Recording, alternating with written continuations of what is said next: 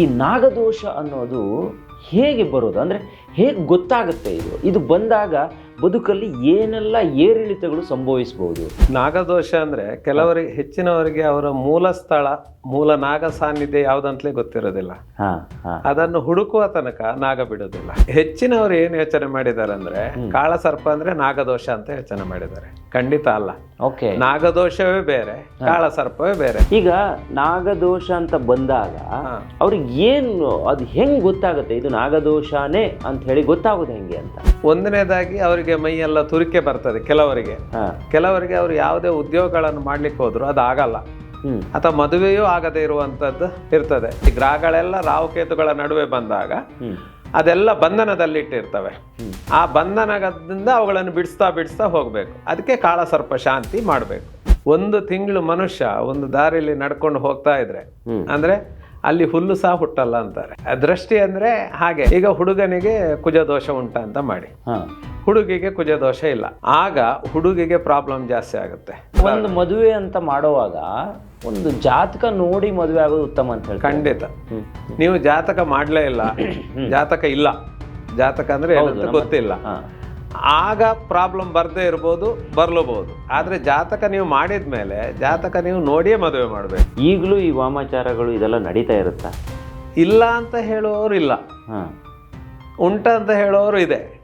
ಆದ್ರೆ ವಾಮಾಚಾರ ಇರೋದು ಖಂಡಿತ ಇರ್ತದೆ. ಅದು ಬೇರೆ ಬೇರೆ ರೀತಿಯಲ್ಲಿ ಇರ್ತದೆ. ಒಂದು ವರ್ಷದಲ್ಲಿ ಕಡಿಮೆ ಅಂದ್ರೂ ಒಂದು 80-90 ಜನರಿಗೆ ಮದುವೆ ಆಗಿದೆ ಕುಜ ಶಾಂತಿ ಆಗಿ. ದೃಷ್ಟಿ ದೋಷವನ್ನು ತೆಗೆಯುವ ಒಂದು ಹೋಮ ಇದೆ, ಅದನ್ನು ಕೂಡ ಕೊರಗಜ್ಜನ ಹತ್ರ ಅದನ್ನು ಮಾಡಿ ಆಮೇಲೆ ಮರು ದಿವಸ ಅವರಿಗೆ ತೀರ್ಥ ಸ್ನಾನ ಮಾಡಿಸ್ತೇವೆ. ಪ್ರಿಯ ವೀಕ್ಷಕರೇ ನಮಸ್ಕಾರ. ಕಾರ್ಯಕ್ರಮವನ್ನು ನೋಡಿ ಸುಮ್ಮನಾಗಬೇಡಿ, ನಮ್ಮ ವಾಹಿನಿಯನ್ನ ಸಬ್ಸ್ಕ್ರೈಬ್ ಮಾಡ್ಕೊಳ್ಳಿ. ಹಾಯ್ ಹಲೋ ನಮಸ್ಕಾರ ವೀಕ್ಷಕರೇ, ನಾನು ಸಂದೀಪ್ ಶೆಟ್ಟಿ ಹೆಗ್ಗದ್ದೆ. ಇದು ಹೆಗ್ಗದ್ದೆ ಸ್ಟುಡಿಯೋ. ವೀಕ್ಷಕರೇ, ನಮ್ಮಲ್ಲಿ ಸುಮಾರು ದೋಷಗಳನ್ನು ನಾವು ಕಂಡುಕೊಂಡಿರ್ತೀವಿ. ಅದರಲ್ಲಿ ನಾಗದೋಷ ಇರ್ಬೋದು, ಕುಜದೋಷ ಇರ್ಬೋದು, ಕಾಳಸರ್ಪ ದೋಷ ಇರ್ಬೋದು, ದೃಷ್ಟಿ ದೋಷ ಇರ್ಬೋದು. ಹೀಗೆ ನಮ್ಮ ಬದುಕಿನ ಅನೇಕ ಏರಿಳಿತಗಳಿಗೆ ಈ ಎಲ್ಲ ದೋಷಗಳು ಕೂಡ ಕಾರಣ ಆಗುತ್ತೆ ಅನ್ನೋದು ಜ್ಯೋತಿಷ್ಯ ಶಾಸ್ತ್ರದ ಪ್ರಕಾರ ಹೇಳುವಂತಹ ವಿಚಾರ. ಇದು ನಿಮಗೂ ಕೂಡ ಗೊತ್ತಿರಬಹುದು. ನಾವು ಇದ್ರ ಬಗ್ಗೆನೇ ಒಂದು ಪಾಡ್ಕಾಸ್ಟ್ ಕಾರ್ಯಕ್ರಮವನ್ನು ಮಾಡಿದ್ರೆ ಹೇಗಿರುತ್ತೆ ಅಂತ ಯೋಚನೆ ಮಾಡಿ ಇವತ್ತು ಶ್ರೀ ಅಭಯಹಸ್ತೆ ಆದಿಶಕ್ತಿ ಶ್ರೀ ಕ್ಷೇತ್ರ ಮುದ್ರಾಡಿ ಇದರ ಧರ್ಮಾಧಿಕಾರಿಗಳಾಗಿರುವಂತಹ ಧರ್ಮಯೋಗಿ ಸುಕುಮಾರ್ ಮೋಹನ್ ಅವರನ್ನು ನಮ್ಮ ಹೆಗ್ಗದ್ದೆ ಸ್ಟುಡಿಯೋಗೆ ನಾನು ಕರೆಸ್ಕೊಂಡಿದ್ದೀನಿ. ಕಾರಣ ಏನಪ್ಪ ಅಂತ ಹೇಳಿದ್ರೆ ಇವೆಲ್ಲದರ ಬಗ್ಗೆ ಒಂದು ಸಮಗ್ರವಾದ ಮಾಹಿತಿಯನ್ನು ನಮ್ಮ ಪಾಡ್ಕಾಸ್ಟ್ ಕಾರ್ಯಕ್ರಮದಲ್ಲಿ ಕೊಡಬೇಕು ಅಂತ ಹೇಳಿ. ಸೊ ವೀಕ್ಷಕರೇ, ನಿಮ್ಮೆಲ್ಲರ ಪರವಾಗಿ ಅವರನ್ನು ಇವತ್ತಿನ ಕಾರ್ಯಕ್ರಮಕ್ಕೆ ಆತ್ಮೀಯವಾದ ಸ್ವಾಗತವನ್ನು ಕೋರ್ತಾ ಇದ್ದೀನಿ. ಗುರುಗಳೇ, ಕಾರ್ಯಕ್ರಮಕ್ಕೆ ಸ್ವಾಗತ. ಬಹುಶಃ ಈ ಬಗೆಯ ಕಾರ್ಯಕ್ರಮ ಕನ್ನಡಕ್ಕೆ ಇದೇ ಮೊದಲು ಹೊಸ್ತು ಅಂತ ಹೇಳೋದಕ್ಕೆ ನನಗೆ ಬಹಳ ಖುಷಿ ಆಗುತ್ತೆ. ಯಾಕಂದರೆ ನಿಮ್ಮನ್ನು ನಾನು ಸುಮಾರು ವರ್ಷಗಳಿಂದ ನೋಡಿದ್ದೀನಿ. ಸೊ ನಿಮ್ಮದೇ ಆದಂಥ ಒಂದು ದೇವಸ್ಥಾನ ಇದೆ, ಅಭಯಹಸ್ತೆ ಆದಿಶಕ್ತಿ ದೇವಸ್ಥಾನ ಅಂತ ಹೇಳಿದ್ರೆ ಅದು ಈಗ ಸದ್ಯ ಒಂದು ಲೆವೆಲ್ಗೆ ಫೇಮಸ್ ಆಗಿರುವಂಥ ದೇವಸ್ಥಾನ. ಅದು ಅಲ್ಲಿಗೆ ನಾನಾ ಭಾಗದಿಂದ ಜನ ಬರ್ತಾರೆ.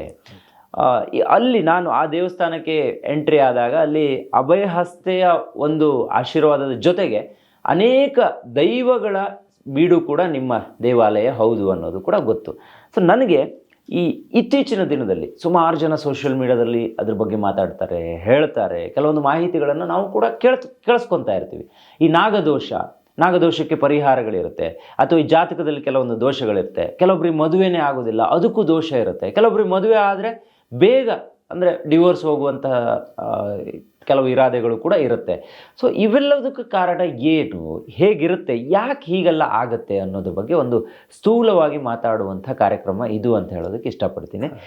ಮೊದಲಿಗೆ ಈ ನಾಗದೋಷ ಅನ್ನೋದು ಹೇಗೆ ಬರೋದು, ಅಂದರೆ ಹೇಗೆ ಗೊತ್ತಾಗುತ್ತೆ ಇದು ಬಂದಾಗ ಬದುಕಲ್ಲಿ ಏನೆಲ್ಲ ಏರಿಳಿತಗಳು ಸಂಭವಿಸ್ಬೋದು, ಇದಕ್ಕೇನಾದರೂ ಈ ದೋಷಗಳು ಕಂಡು ಬಂದಲ್ಲಿ ಇದಕ್ಕೇನಾದರೂ ಪರಿಹಾರ ಕ್ರಮಗಳು ಅಂತ ಇರುತ್ತಾ ಗುರುಗಳೇ, ಹೇಗೆ ಅಂತ? ಖಂಡಿತ ಒಳ್ಳೆ ಪ್ರಶ್ನೆ ಕೇಳಿದ್ದೀರಿ. ಎಸ್. ನಾಗದೋಷ ಅಂದ್ರೆ ಕೆಲವರಿಗೆ ಹೆಚ್ಚಿನವರಿಗೆ ಅವರ ಮೂಲ ಸ್ಥಳ ಮೂಲ ನಾಗ ಸಾನ್ನಿಧ್ಯ ಯಾವ್ದಂತಲೇ ಗೊತ್ತಿರೋದಿಲ್ಲ. ಅದನ್ನು ಹುಡುಕುವ ತನಕ ನಾಗ ಬಿಡೋದಿಲ್ಲ. ಆ ನಾಗನಿಗೆ ಇವರ ಹಿಂದಿನವರು ಅಥವಾ ಅವರ ಹಿಂದಿನವರು ಏನಾದ್ರೂ ಪ್ರಾಬ್ಲಮ್ ಮಾಡಿದ್ರೆ ಅಥವಾ ಗೊತ್ತಿಲ್ಲದೆ ಯಾರೋ ಕೊಂದಿದ್ರೆ ಅಥವಾ ಹುತ್ತಗಳನ್ನು ತೆಗೆದಿದ್ರೆ ಈ ನಾಗದೋಷಗಳು ಅವರ ಜನ್ಮಾಂತರದಲ್ಲಿ ಬರ್ತಾ ಹೋಗ್ತದೆ. ಓಕೆ.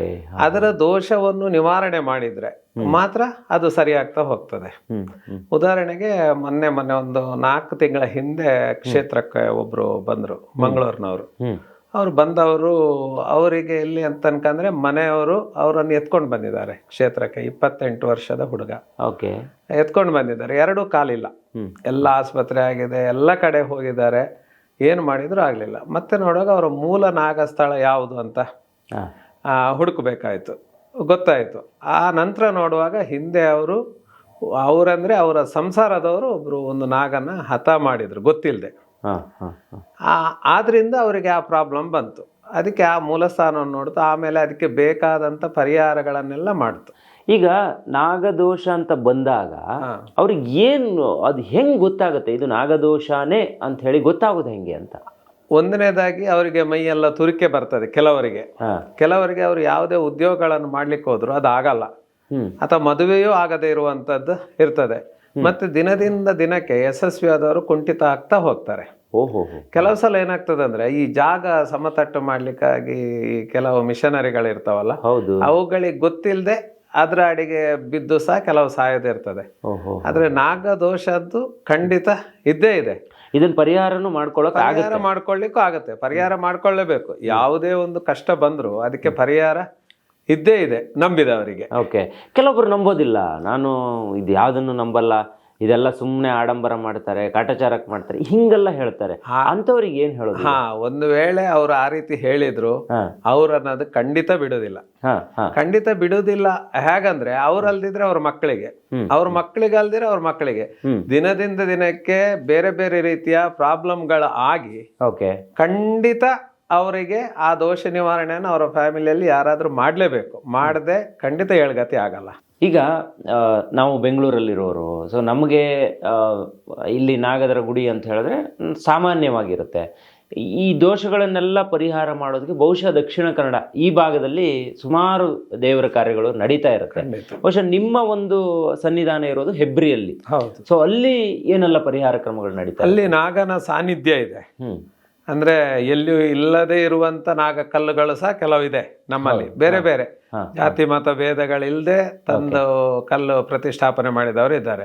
ಅಂದ್ರೆ ಯಾರಿಗೆ ಈಗ ಯಾವುದೇ ಜಾತಿ ಆಗ್ಲಿ ಪಂಗಡ ಆಗ್ಲಿ ಅವರಿಗೆ ಪ್ರಾಬ್ಲಮ್ ಬಂದಾಗ ಆಗುದೇ ಇಲ್ಲ ಅಂದಾಗ ಅವ್ರು ಬಂದೇ ಬರ್ತಾರೆ. ಅವ್ರು ಬಂದಾಗ ಅದ್ರ ಪರಿಹಾರ ನೋಡಿ ನಾವು ಮಾಡ್ಬೇಕಾಗತ್ತೆ. ಪರಿಹಾರ ಮಾಡ್ಕೊಂಡು ನಾಗ ಪ್ರತಿಷ್ಠೆ, ನಾಗಶಿಲಾ ಪ್ರತಿಷ್ಠೆ ಮಾಡಿ ಅದಕ್ಕೆ ಬೇಕಾದ ಪರಿಹಾರಗಳೆಲ್ಲ ಆದ್ಮೇಲೆ ಅವ್ರು ಸರಿ ಆಗ್ತಾ ಹೋಗ್ತಾರೆ. ಆಮೇಲೆ ಪ್ರತಿ ವರ್ಷ ಕ್ಷೇತ್ರಕ್ಕೆ ಬರ್ತಾರೆ. ಓಕೆ. ಅಂದ್ರೆ ನಾನು ಹೇಳೋದು, ಈ ತರದ್ ಯಾರಾದ್ರೂ ದೋಷಗಳು ಕಂಡು ಬಂದಲ್ಲಿ ಅಥವಾ ಎಲ್ಲೆಲ್ಲೋ ಅಲಿಯೋದಕ್ಕಿಂತ ಬಹುಶಃ ನಿಮ್ಮಂಥವ್ರ ಕ್ಷೇತ್ರಕ್ಕೆ ಕಾಂಟ್ಯಾಕ್ಟ್ ಮಾಡಿದ್ರೆ ನಿಮ್ಮ ನಂಬರ್ನ ನಾನು ಡಿಸ್ಪ್ಲೇ ಮಾಡಿರ್ತೀನಿ. ಅದು ಸುಮಾರು ಜನರಿಗೆ ಹೆಲ್ಪ್ಫುಲ್ ಆಗಬಹುದು ಅಂತ ನಾನು ಕೂಡ ಅಂದ್ಕೊಂತೀನಿ. ಈಗ ನಾಗದೋಷ ಹೆಂಗೆ ಇವತ್ತು ನಾವು ಕೇಳಿಸ್ಕೊಂತಾ ಇದೀವೋ ಅದೇ ತರ ಇನ್ನೊಂದು ವಿಚಾರ ಇದೆ, ಕಾಳ ಸರ್ಪ ದೋಷ ಅಂತ. ನನಗೆ ಸತ್ಯ ಹೇಳ್ಬೇಕಂದ್ರೆ ಇದ್ರ ಬಗ್ಗೆ ಗೊತ್ತಿಲ್ಲ. ಅಂದ್ರೆ ಇದು ಏನು, ಇದರಲ್ಲೇ ಏನಾದ್ರೂ ಮತ್ತೊಂದು ವಿಭಾಗನ ಹೇಗೆ ಅನ್ನೋದು ಗೊತ್ತಿಲ್ಲ. ಏನಿದು ಕಾಳ ಸರ್ಪ ದೋಷ ಅಂತ ಹೇಳ್ತಿದ್ದಾರೆ, ಏನಿದು? ಹೆಚ್ಚಿನವ್ರು ಏನ್ ಯೋಚನೆ ಮಾಡಿದ್ದಾರೆ ಅಂದ್ರೆ ಕಾಳ ಸರ್ಪ ಅಂದ್ರೆ ನಾಗದೋಷ ಅಂತ ಯೋಚನೆ ಮಾಡಿದ್ದಾರೆ. ಖಂಡಿತ ಅಲ್ಲ. ನಾಗದೋಷವೇ ಬೇರೆ, ಕಾಳ ಸರ್ಪವೇ ಬೇರೆ. ಈಗ ನಮ್ಮಲ್ಲಿಗೆ ಕಾಳ ಸರ್ಪ ಉಂಟಂತ ಬಂದವರು, ನಾವು ಮೊನ್ನೆ ಆಶ್ಲೇಷ ಬಲಿ ಮಾಡಿಸಿದ್ದೇವೆ, ಸುಬ್ರಹ್ಮಣ್ಯಕ್ಕೆ ಹೋಗಿದ್ದೇವೆ, ಅಲ್ಲಿ ನಮಸ್ಕಾರ ಮಾಡಿದ್ದೇವೆ ಅಂತ ಹೇಳ್ತಾರೆ. ಕಾಳ ಸರ್ಪ ಅಂದ್ರೆ ನಮ್ಮ ಜಾತಕದಲ್ಲಿ ಬರುವಂತದ್ದು. ಈ ರಾಹು ಮತ್ತೆ ಕೇತು ಈ ಗ್ರಹಗಳ ನಡುವೆ ಉಳಿದೆಲ್ಲ ಗ್ರಹಗಳು ಸಿಕ್ಕಿ ಹಾಕಿಕೊಂಡಾಗ ಯಾವ ಗ್ರಹಗಳಿಗೂ ಚಲನೆಗಳಿರುವುದಿಲ್ಲ. ನಾವು ನಡೆಯುವಂತ ದಾರಿ ಅಂದ್ರೆ ನಮ್ಮ ಜೀವನ ನಡಿಬೇಕಾದ್ರೆ ನಮ್ಮ ನವಗ್ರಹಗಳು ಸರಿಯಾಗಿ ಕೆಲಸ ಮಾಡಬೇಕು. ರಾಹು ಇರ್ಬೋದು, ಕುಜ ಇರ್ಬೋದು, ಮಂಗಳ ಇರ್ಬೋದು, ಗುರು, ಶನಿ, ಎಲ್ಲ ಗ್ರಹಗಳು. ರಾಹು ಮತ್ತೆ ಕೇತು ಗ್ರಹಗಳ ನಡುವೆ ಉಳಿದ ಗ್ರಹಗಳೆಲ್ಲ ಇದ್ದಾಗ ಆ ಪ್ರಾಬ್ಲಮ್ಗಳು ಸ್ಟಾರ್ಟ್ ಆಗ್ತದೆ.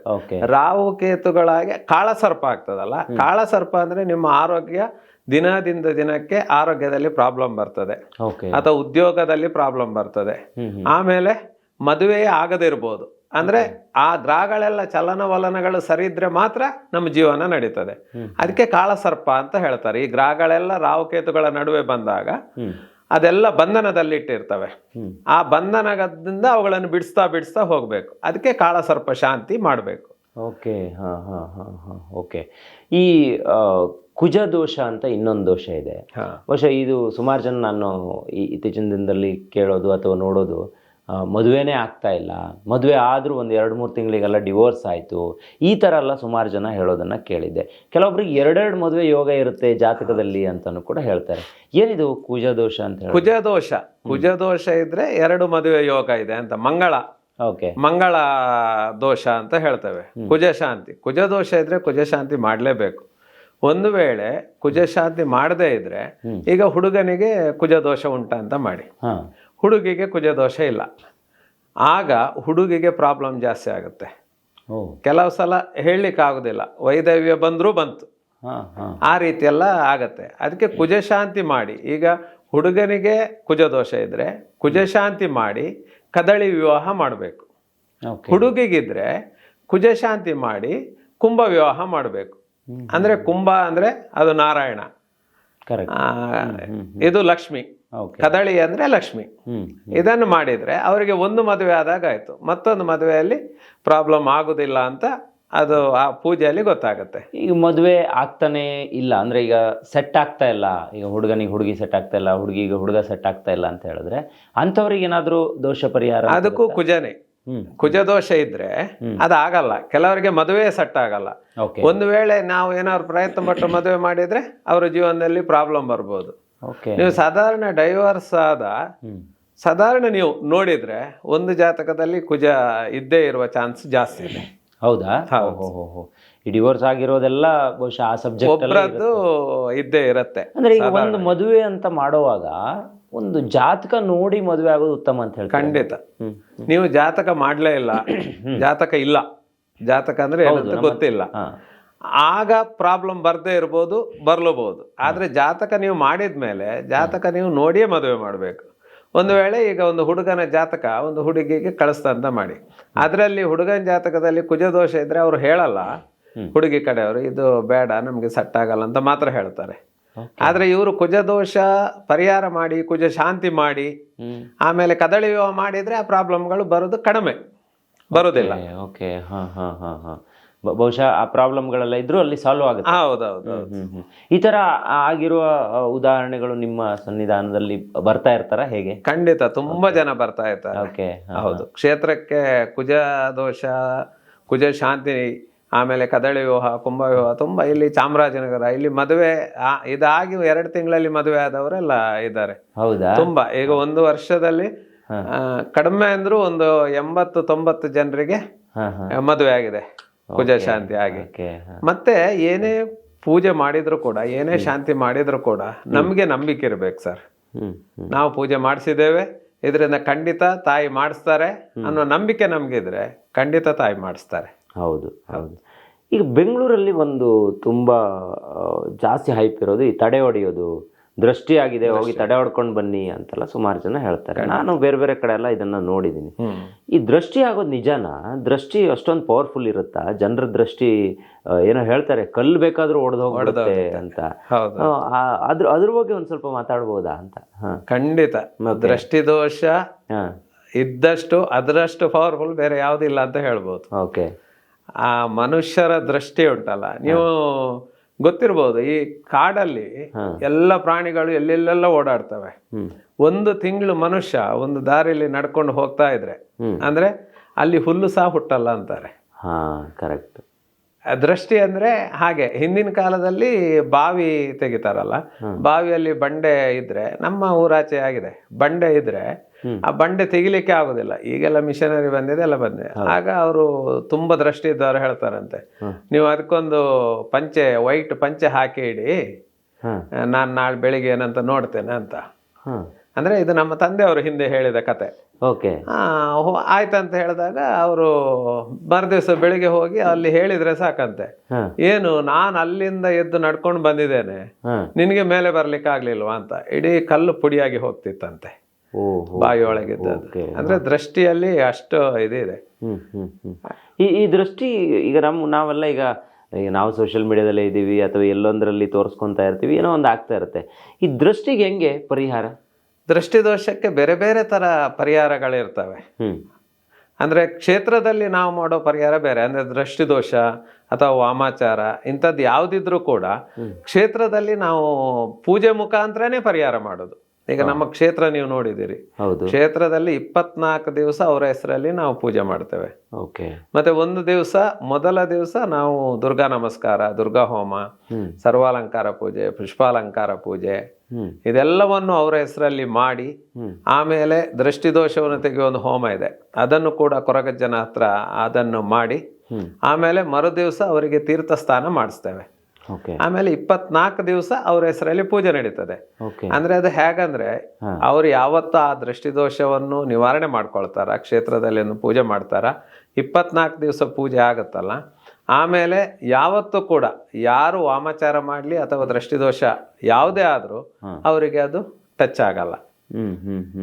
1-2 ವರ್ಷ ಬಿಟ್ಟು ಅವ್ರು ಎಲ್ಲಿಯಾದ್ರೂ ಹೋಗಿ ಕೇಳಿದಾಗ ಅವರಿಗೆ ದೃಷ್ಟಿದೋಷ ಆಗಿದೆ, ವಾಮಾಚಾರ ಆಗಿದೆ ಅಂತ ಹೇಳ್ಬೋದು. ಆದ್ರೆ ಖಂಡಿತ ಅವರಿಗೆ ಟಚ್ ಆಗ್ಲಿಕ್ಕೆ ಅಭಯಹಸ್ತೆ ಬಿಡಲ್ಲ. ಈಗಲೂ ಈ ವಾಮಾಚಾರಗಳು ಇದೆಲ್ಲ ನಡೀತಾ ಇರುತ್ತಾ? ಇಲ್ಲ ಅಂತ ಹೇಳೋರು ಇಲ್ಲ, ಉಂಟ ಅಂತ ಹೇಳೋರು ಇದೆ. ಆದ್ರೆ ವಾಮಾಚಾರ ಇರೋದು ಖಂಡಿತ ಇರ್ತದೆ, ಅದು ಬೇರೆ ಬೇರೆ ರೀತಿಯಲ್ಲಿ ಇರ್ತದೆ ಸರ್. ವಾಮಾಚಾರ ಅಂದ್ರೆ ಬರೇ ಮಾಟ ಮಂತ್ರ ಮಾತ್ರ ಅಲ್ಲ, ಅದು ಬೇರೆ ಬೇರೆ ರೀತಿಯಲ್ಲಿ ಮಾಡಿರ್ತಾರೆ. ಅಥವಾ ಈ ದೃಷ್ಟಿದೋಷದಿಂದಲೂ ಆಗಿರ್ಬೋದು. ಎಲ್ಲವೂ ಇರೋದಂತೂ ಖಂಡಿತ ಅಂತ ನಾವು ಹೇಳ್ಬೋದು. ಈಗ ನಮ್ಮ ನಂಬಿಕೆ. ಸುಮಾರು ಜನ ಹೊರಗಡೆ ಏನ್ ಹೇಳ್ತಾರೆ ಅಂದ್ರೆ, ನಾನು ಏನ್ ಮಾಡಿದ್ರು ಕೈಗೂಡ್ತಾ ಇಲ್ಲ, ನನಗೆ ಏನ್ ಮಾಡ್ಬೇಕು ಅನ್ನೋದೇ ಗೊತ್ತಾಗ್ತಾ ಇಲ್ಲ, ನಂಗೆ ಸಕ್ಸಸ್ ಆಗೋದಕ್ಕೆ ಆಗ್ತಾ ಇಲ್ಲ ಅಂತೆಲ್ಲ ಸುಮಾರು ಜನ ಹೇಳ್ತಾರೆ. ಸೊ ಇಂಥವ್ರು ಸುಮಾರು ಜನ ನಿಮ್ಮ ಸನ್ನಿಧಾನಕ್ಕೂ ಬರೋದನ್ನ ನಾನು ಗಮನಿಸಿದ್ದೆ. ಸೊ ಅಂಥವ್ರಿಗೆಲ್ಲ ಏನೇನ್ ಪರಿಹಾರಗಳು ಸಿಗುತ್ತೆ ಅಂತ ಅಂದ್ರೆ ಅವ್ರು ಬಂದಾಗ ನಾವು ತಾಯಿ ಹತ್ರ ಕೇಳ್ತೇವೆ, ನಾವು ಕವಡೆ ಹಾಕೋದು ಅದೆಲ್ಲ ತಾಯಿ ಹತ್ರ ಕೇಳ್ತೇವೆ. ತಾಯಿ ಏನ್ ಹೇಳ್ತಾರೆ ಅದನ್ನ ನಾನು ಅವ್ರಿಗೆ ಹೇಳ್ತೇನೆ. ಈಗ ಒಂದ್ ವೇಳೆ ಕುಜದೋಷ ಇದ್ರೆ ಅಥವಾ ಕಾಳಸರ್ಪ ಇದ್ರೆ ಅದನ್ನ ಜಾತಕ ನೋಡಿ ಹೇಳೋದು. ಅಂದ್ರೆ ಜ್ಯೋತಿಷ್ಯನು ನೀವು ಹೇಳ್ತೀರಿ? ಖಂಡಿತ. ಓಕೆ. ಜಾತಕ ನೋಡಿ ಹೇಳ್ತೇವೆ ಇಂಥ ಗ್ರಹಗತಿಗಳ ದೋಷ ಇದ್ರೆ. ಈಗ ಯಾರಿಗಾದ್ರೂ ಜಾತಕನೇ ಇಲ್ಲ ಅಂತಿದ್ರೆ ತಾಯಿ ಹತ್ರ ಕೇಳಿ ಹೇಳ್ತೇನೆ ನಾನು. ಅಂದ್ರೆ ಬೇರೆ ಹೊಸ ಜಾತಕ ಮಾಡ್ಕೊಡ್ಬೇಕಂದ್ರೆ ಮಾಡ್ಕೊಡ್ತೀರಾ? ಮಾಡ್ಕೊಡ್ತೇವೆ, ಆದ್ರೆ ಆ ಟೈಮು ಡೇಟ್ ಎಲ್ಲ ಕರೆಕ್ಟ್ ಇದ್ರೆ ಮಾತ್ರ, ಇಲ್ದಿದ್ರೆ ಮಾಡ್ಲೇಬಾರ್ದು. ಓಕೆ. ನಿಮ್ಗೆ ನಿಮ್ಮ ಟೈಮ್ ಗೊತ್ತಿಲ್ಲ, ಡೇಟ್ ಆಫ್ ಬರ್ತ್ ಗೊತ್ತಿರ್ತದೆ ಹೆಚ್ಚಿನವರಿಗೆ, ಟೈಮ್ ಗೊತ್ತಿರಲ್ಲ, ಅದು ಮಾಡಿ ಪ್ರಯೋಜನ ಇಲ್ಲ. ನಾವು ನಮ್ಗಾಗಿ ಹೇಳ್ಬೋದು ಅದನ್ನು ಮಾಡಿ ಅಂತ, ಅದ್ ನಾವು ಖಂಡಿತ ಹೇಳಲ್ಲ. ಟೈಮ್ ಎಲ್ಲ ಕರೆಕ್ಟ್ ಇದ್ರೆ ಮಾತ್ರ ಜಾತಕ. ಅಂದ್ರೆ ಒಂದು 10 ನಿಮಿಷ ಹೆಚ್ಚು ಕಡಿಮೆ ಆದ್ರೂ ಎಲ್ಲ ಗ್ರಹಗತಿಗಳು ಹೆಚ್ಚು ಕಮ್ಮಿ ಆಗತ್ತಲ್ಲ, ಆದ್ರಿಂದ ಹಾಗೆ ಮಾಡಲ್ಲ. ಓಕೆ. ಓಕೆ. ಅಂದ್ರೆ ಈಗ ಬೇರೆ ಬೇರೆ ಭಾಗದಿಂದ ಬರ್ತಾರ ದೇವಸ್ಥಾನ? ಖಂಡಿತ. ಮುಂಬೈಯಿಂದ ಬರ್ತಾರೆ, ಹಾವೇರಿ ಮತ್ತೆ ಶಿವಮೊಗ್ಗ, ಮೈಸೂರು, ಚಾಮರಾಜನಗರ. ಏನೇನು ಸಮಸ್ಯೆಗಳಿಗೆ ಬರೋದು ನಾರ್ಮಲಿ? ಹೆಚ್ಚಿನವ್ರು ಬರೋ ಸರ್ ದೃಷ್ಟಿದೋಷಕ್ಕೆ. ದೃಷ್ಟಿದೋಷ, ವಾಮಾಚಾರ. ಮತ್ತೆ ಒಂದು ನಮ್ಮ ಜಾತಕ ನೋಡಿ ಮಗಳಿಗೆ ಮದುವೆ ಆಗ್ಲಿಲ್ಲ, ಮಗನಿಗೆ ಮದುವೆ ಆಗ್ಲಿಲ್ಲ, ಇದಕ್ಕೆ ಜಾಸ್ತಿ ಬರ್ತಾರೆ. ಮತ್ತೆ ಕೆಲವು ಡೈವರ್ಸ್ ಆಗಿರ್ತದಲ್ಲ ಅವ್ರು ಸಹ ಬರ್ತಾರೆ. ಅವ್ರು ಬಂದಾಗ್ಲೂ ಹಾಗೆ ಅದ್ ಕಾರಣ ಏನಂತ ನೋಡಿರ್ತೇವೆ. ಅದು ಮದುವೆ ಆಗಿದ್ದು ಇದೆ, ತುಂಬಾ ಇದೆ ಅಲ್ಲಿ. ನಮ್ಮ ಆಚೆ ಕೊಕ್ಕರ್ಣೆ ಎಲ್ಲ ಊರು ಇರ್ತದಲ್ಲ, ಕುಂದಾಪುರ, ಇಲ್ಲಿಂದೆಲ್ಲ ಬಂದವರು ಸಹ ತುಂಬಾ ಜನ ಅದನ್ನ ಮಾಡಿ. ಹೇಗೆ ನಿಮಗೆ ಫೋನ್ ಮಾಡಿ ಬರ್ಬೇಕಾ? ಎಲ್ಲಿ ಅವೈಲೇಬಲ್ ಇರ್ತೀರಿ ನೀವು ನಾರ್ಮಲಿ? ಕ್ಷೇತ್ರದಲ್ಲಿ ಹೆಚ್ಚಾಗಿರುತ್ತೇನೆ, ಮತ್ತೆ ತಿಂಗಳಲ್ಲಿ 1-2-3 ದಿವಸ ಬೆಂಗಳೂರಲ್ಲಿ ಇರ್ತೇನೆ. ಅಮಾವಾಸ್ಯೆಯ ಮೇಲೆ ಬೆಂಗಳೂರಲ್ಲಿ 1-2 ದಿವಸ ಇರ್ತೇನೆ. ಆಮೇಲೆ ಮುಂಬೈಯಲ್ಲಿ ಇರ್ತೇನೆ, ಮೀರಾ ರೋಡ್. ಹೌದು, ಅಲ್ಲಿಗೂ ಬರ್ತಾರೆ. ಕ್ಷೇತ್ರ ನಮ್ಮಿದವರು ಅಲ್ಲಿ ಸಹ ಬರ್ತಾರೆ. ಈಗ ಒಂದು ನಮ್ಮ ಕಾರ್ಯಕ್ರಮದಲ್ಲಿ ಒಂದು ಟಿಪ್ಸ್ ಅನ್ನ ಕೊಡೋಣ ಅಂತ ಅನ್ಕೊಂತೀನಿ. ನಾರ್ಮಲಿ ದೃಷ್ಟಿ ಆದ್ರೆ ಈಗ ಮಕ್ಕಳಿಗೆಲ್ಲ ಮನೆಯಲ್ಲಿ ನಾವೇನೋ ಇದೆಲ್ಲ ಹಾಕಿ ತೆಗಿತೀವಿ, ಒಂದು ದೃಷ್ಟಿ ತೆಗಿತೀವಿ. ಅದೇ ರೀತಿ ನಮ್ಮ ವೀಕ್ಷಕರಿಗೆ ಏನಾದರೂ ಒಂದು ಟಿಪ್ಸ್ ಕೊಡೋದಾದ್ರೆ, ಈಗ ಡೈಲಿ ಏನಾದರೂ ಇಂಥದ್ದನ್ನ ಫಾಲೋ ಮಾಡಿ ನೀವು, ನಿಮ್ಗೆ ದೃಷ್ಟಿ ದೋಷ ಕಡಿಮೆ ಆಗುತ್ತೆ ಅನ್ನೋದಾದ್ರೆ ಏನಾದರೂ ಒಂದು ಹೇಳ್ಬೋದಾ? ದೃಷ್ಟಿ ದೋಷಕ್ಕೆ ಅಂದ್ರೆ ಇದು ತುಂಬಾ ರೀತಿಯಲ್ಲಿ ವಾಮಾಚಾರ ಅದೆಲ್ಲ ಆಗಲ್ಲ. ಈ ಜನರ ದೃಷ್ಟಿ ದೋಷಕ್ಕೆ ಒಂದು ನಾವು ಮನೆಯಲ್ಲಿ ಹಿರಿಯರು ಯಾರಿದ್ದಾರೆ, ಈಗ ಮಾತ್ರ ಒಲೆ ಎಲ್ಲ ಇರೋದು ಕಡಿಮೆ, ಎಲ್ಲಾ ಕಡೆ ಗ್ಯಾಸ್ ಇದೇ ಇರೋದು. ಆದ್ರೂ ಈ ಮೆಣಸು ಮತ್ತೆ ಉಪ್ಪು, ಸಾಸಿವೆ ಇದನ್ನೆಲ್ಲ ಹಾಕಿ ಒಂದು ದೃಷ್ಟಿ ತೆಗಿಸ್ತಾರೆ. ಮನೆ ಹಿರಿಯರಿಗೆ ಗೊತ್ತಿರ್ತದೆ, ಅಜ್ಜಿ ಅಥವಾ ಅಜ್ಜ ಅವರಿದ್ರೆ ಅದು ತೆಗಿತಾರೆ. ಆಮೇಲೆ ಸ್ನಾನದ ನೀರಿಗೆ ಸ್ವಲ್ಪ ಉಪ್ಪು, ಸ್ವಲ್ಪ ಅರಸಿನ ಹಾಕಿ ಸ್ನಾನ ಮಾಡಿದ್ರೆ ಅದರಲ್ಲೂ ನಮ್ಮ ನೆಗೆಟಿವ್ ಎನರ್ಜಿಗಳು ಹೋಗ್ತವೆ. ದೃಷ್ಟಿ ದೋಷ ಕಡಿಮೆ ಆಗುತ್ತೆ. ಈಗ ಒಂದು ಸಣ್ಣ ನಾಗದೋಷ ಆಗಿದೆ ಅವನಿಗೆ ಅಂತ ಹೇಳಿದ್ರೆ ಹೇಗೆ ನಾಗದೇವರ ಗುಡಿಗೆ ಹೋಗಿ ಬರೋದ್ರಿಂದನೂ ಅದು ಕಡಿಮೆ ಮಾಡ್ಕೋಬಹುದಾ? ಹೇಗೆ ಮಾಡ್ಕೋಬಹುದು. ಈಗ ಸುಬ್ರಹ್ಮಣ್ಯಕ್ಕೆ ಹೋಗಿ ಬರ್ಬೋದು. ಆದ್ರೆ ಅಂಥದ್ದೇನಾದ್ರು ಪ್ರಾಬ್ಲಮ್ ಇದ್ರೆ ಅದಕ್ಕೆ ಆಶ್ಲೇಷ ಬಲಿಯ ಅಥವಾ ನಾಗಪೂಜೆ ಯಾವ್ದಾದ್ರು ಮಾಡ್ಲೇಬೇಕಾಗತ್ತೆ. ಎಲ್ಲಿಯಾದ್ರೂ ಒಂದ್ ಕಡೆ ಮಾಡ್ಲೇಬೇಕಾಗುತ್ತೆ. ಅಂದ್ರೆ ಯಾರಾದ್ರೂ ಒಬ್ರು ಫ್ಯಾಮಿಲಿಯಲ್ಲಿ ಮಾಡ್ಲೇಬೇಕು ಅಲ್ವಾ, ಮಾಡದೇ ಇರ್ಲಿಕ್ಕೆ ಸಾಧ್ಯವೇ ಇಲ್ಲ. ಓಕೆ. ಈಗ ಕ್ಷೇತ್ರಕ್ಕೆ ಬಂದವರು ಹೆಚ್ಚಿನವ್ರು ಬರೋದು ದೃಷ್ಟಿದೋಷ, ಮತ್ತೆ ಮದುವೆ ಆಗ್ಲಿಲ್ಲ, ಕುಜ. ನಿಮ್ಮಲ್ಲಿ ಒಂದು ನಿಮ್ಮ ಕ್ಷೇತ್ರದ ಮಹಿಮೆ ಬಗ್ಗೆ ಈ ಸಡನ್ ಆಗಿ ನೆನಪಾಯಿತು, ಅದನ್ನ ನಮ್ಮ ವೀಕ್ಷಕರಿಗೂ ಹೇಳಬೇಕು ಅಂತ ಅನ್ಕೊಂತೀನಿ. ಸೊ ಕಳೆದ ಬಾರಿ ನಿಮ್ಮ ಸನ್ನಿಧಾನಕ್ಕೆ ಬಂದು ನಾವು ಹೆಗ್ಗದ್ದೆ ಸ್ಟುಡಿಯೋದಲ್ಲಿ ಒಂದು ವಿಡಿಯೋ ಮಾಡಿದ್ವಿ. ಆ ವಿಡಿಯೋ ನಂತರ ಸಾವಿರಾರು ಜನ ಬಂದರು, ಸುಮಾರು ಜನ ಬಂದು ಹೋಗಿದ್ದಾರೆ. ಅದಾದ ನಂತರ ಒಬ್ಬ ಕಳ್ಳ ಬರ್ತಾನೆ ಅಲ್ಲಿಗೆ ರಾತ್ರಿ. ಆ ಕಳ್ಳ ಬಂದು ನಿಮ್ಮ ಸನ್ನಿಧಾನದ ಏನೋ ಹುಂಡಿನೋ ದುಡ್ಡೋ ಏನನ್ನೋ ತಗೊಂಡು ಹೋಗ್ತಾನೆ. ನೀವು ಎಲ್ಲೂ ಅವನನ್ನ ಹುಡ್ಕೋ ಪ್ರಯತ್ನ ಮಾಡೋದಿಲ್ಲ. ದೇವ್ರ ಮುಂದೆ, ಅಲ್ಲಿ ಕೊರಗಜ್ಜ ದೇವರು ಇದೆ ಅಥವಾ ಎಲ್ಲಾ ದೈವಗಳ ಬೀಡು ಹೌದು, ಸುತ್ತಲೂ ಎಲ್ಲಾ ಬಗೆಯ ದೈವಗಳು ಇದಾವೆ ಅಲ್ಲಿ.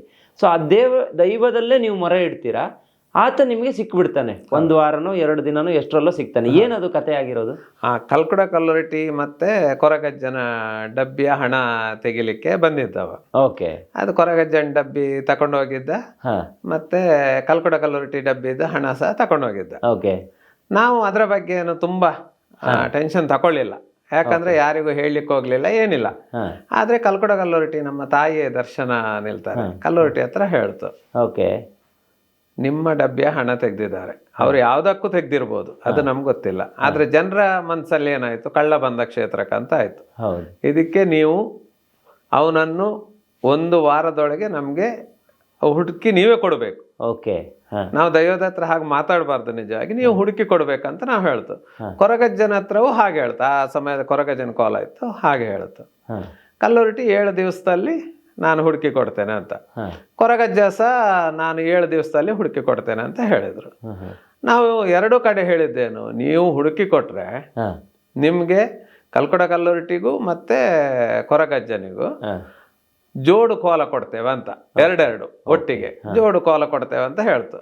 ಮತ್ತೆ ಪುನಃ ಹೇಳ್ತು, ಅವ ಸಿಗ್ಲಿ, ಆದ್ರೆ ಮತ್ತೆ ಮತ್ತೆ ಜೋಡು ಕೋಲಕ್ಕಾಗಿ ಈ ರೀತಿ ಆಗ್ಬಾರ್ದು ಅಂತಲೂ ಹೇಳ್ತು. ಅದಕ್ಕೆ ಆಯ್ತಂತ ಹೇಳಿದ್ರು. 3ನೇ ದಿವಸಕ್ಕೆ ನೀವು ಯೋಚನೆ ಮಾಡಿ ಸರ್, 3ನೇ ದಿವಸಕ್ಕೆ ಮತ್ತೆ ಕತ್ಕೊಳ್ಳಿಕ್ಕೆ ಬಂದಿದ್ದಾನೆ ಕ್ಷೇತ್ರಕ್ಕೆ. ಅದೇ ಕ್ಷೇತ್ರಕ್ಕೆ ಅಂದ್ರೆ ಅವನೇ ತೆಗ್ದಿದ್ದಾನೆ ಎಲ್ಲ, ಮತ್ತೆ ಬಂದಿದ್ದಾನೆ. ಎಲ್ಲ ಕಡೆ ತಿರುಗಿದ್ದಾನೆ. ಅದು CCTV ಎಲ್ಲ ಇತ್ತಲ್ಲ, ಎಲ್ಲ ಕಡೆ ತಿರುಗಿದ್ದಾನೆ.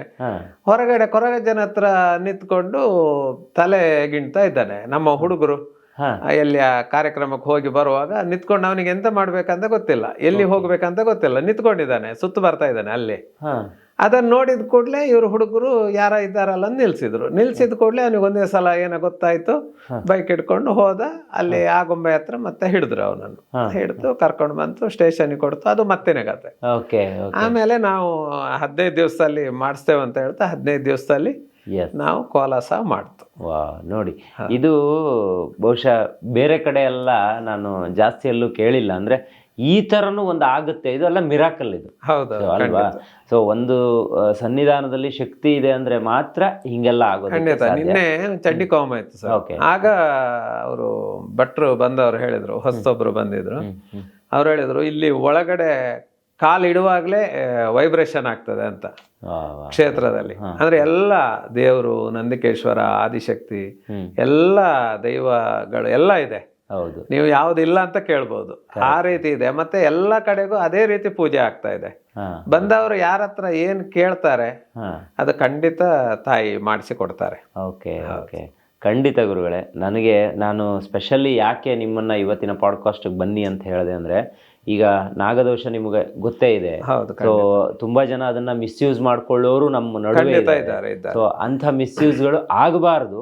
ಸೊ ಆಮೇಲೆ ಈ ನಾಗದೋಷ ಅಂದ್ರೆ ಏನು, ಕುಜದೋಷ ಅಂತ ಹೇಳಿದ್ರೇನು, ಕಾಳಸರ್ಪ ದೋಷ ಅಂತ ಹೇಳಿದ್ರೇನು, ಅಥವಾ ದೃಷ್ಟಿ ದೋಷ ಅಂತ ಹೇಳಿದ್ರೇನು, ಇದೆಲ್ಲದ್ರ ಬಗ್ಗೆ ಗೊತ್ತಾಗಬೇಕು ಅನ್ನೋ ನೆಲೆಯಲ್ಲೇ ಇವತ್ತು ನಮ್ಮ ಕಾರ್ಯಕ್ರಮದಲ್ಲಿ ಬನ್ನಿ, ಭಾಗಿಯಾಗಿ ಇದ್ರ ಬಗ್ಗೆ ಒಂದು ಮಾಹಿತಿ ಕೊಡಿ ಅಂತ ಹೇಳಿದೆ. ಸೊ ನಿಮ್ಮ ಒಂದು ಸನ್ನಿಧಾನದ ಕಂಪ್ಲೀಟ್ ಅಡ್ರೆಸ್ ಇರ್ಬೋದು, ಗೂಗಲ್ ಮ್ಯಾಪ್ ಲೊಕೇಶನ್ ಇರ್ಬೋದು, ಕಾಂಟ್ಯಾಕ್ಟ್ ನಂಬರ್ ಇರ್ಬೋದು, ಪ್ರತಿಯೊಂದನ್ನು ಡಿಸ್ಕ್ರಿಪ್ಷನ್ ಬಾಕ್ಸಲ್ಲಿ ನಾನು ಕೊಟ್ಟಿರ್ತೀನಿ. ಇದು ಜನಗಳಿಗೆ ಸಹಾಯ ಆಗಲಿ ಅಂತ ನಾನು ಅಂದ್ಕೊತೀನಿ. ಸೊ ವೀಕ್ಷಕರೇ, ನಿಮಗೆ ಡಿಸ್ಪ್ಲೇಯಲ್ಲೂ ಕೂಡ ಇವರ ಕಾಂಟ್ಯಾಕ್ಟ್ ನಂಬರನ್ನು ಡಿಸ್ಪ್ಲೇ ಮಾಡಿರ್ತೀನಿ ನಾನು. ಸೊ ಏನಾದರೂ ಸಮಸ್ಯೆಗಳು ಇದ್ದಲ್ಲಿ, ಬದುಕಲ್ಲಿ ಉನ್ನತಿಗೆ ನಂಗೆ ಹೋಗೋದಕ್ಕೆ ಆಗ್ತಾ ಇಲ್ಲ, ಈ ಥರ ಸಮಸ್ಯೆಗಳಿದೆ, ಏನು ಮಾಡಿದ್ರೂ ಒಂದಿಷ್ಟು ಪರಿಹಾರಗಳು ಸಿಗ್ತಾ ಇಲ್ಲ ಅಂದರೆ ಗುರುಗಳನ್ನು ನೀವು ನೇರವಾಗಿ ಸಂಪರ್ಕ ಮಾಡ್ಬೋದು. ಇವತ್ತಿನ ಕಾರ್ಯಕ್ರಮದಲ್ಲಿ ನೀವು ಭಾಗಿಯಾಗಿ ಇಷ್ಟೆಲ್ಲ ಮಾಹಿತಿಯನ್ನು ಕೊಟ್ಟರಿ. ಸೊ ನಿಮ್ಮ ಸನ್ನಿಧಾನಕ್ಕೂ ಕೂಡ ನಾನು ಕೂಡ ಬಂದಿದ್ದೆ, ಅಲ್ಲಿನ ವಿಡಿಯೋಸ್ಗಳನ್ನು ಕೂಡ ನಾನು ಮಾಡಿದ್ದೆ. ಸೊ ಸ್ಪೆಷಲಿ ನೀವು ಇಲ್ಲಿವರೆಗೆ ಬಂದು ಇಷ್ಟೆಲ್ಲ ಮಾಹಿತಿಯನ್ನು ಕೊಟ್ಟಿರೋದಕ್ಕೆ ಹೆಗ್ಗದ್ದೆ ಸ್ಟುಡಿಯೋದ ಎಲ್ಲ ವೀಕ್ಷಕರ ಪರವಾಗಿ ತುಂಬ ಧನ್ಯವಾದ. ನಮಸ್ತೆ. ನೋಡಿದ್ರಲ್ಲ ವೀಕ್ಷಕರೇ, ಇದು ಈ ಹೊತ್ತಿನ ವಿಶೇಷ.